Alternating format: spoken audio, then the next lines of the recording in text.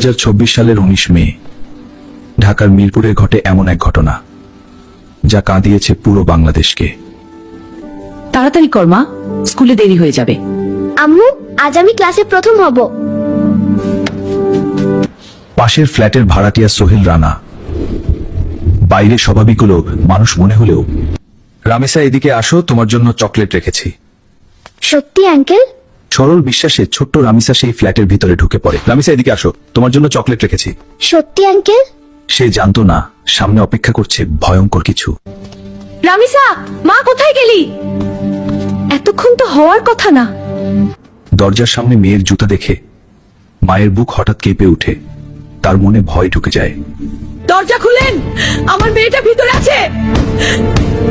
দরজা খুলেন, আমার মেয়েটা ভিতরে আছে। দয়া করে দরজা খুলেন। বাইরে মায়ের চিৎকার শুনে আতঙ্কে কাঁপতে থাকে ঘাতক। তারপর সে নেয় আরো ভয়ঙ্কর সিদ্ধান্ত। দরজা ভাঙেন, নিশ্চয়ই ভিতরে কিছু হয়েছে।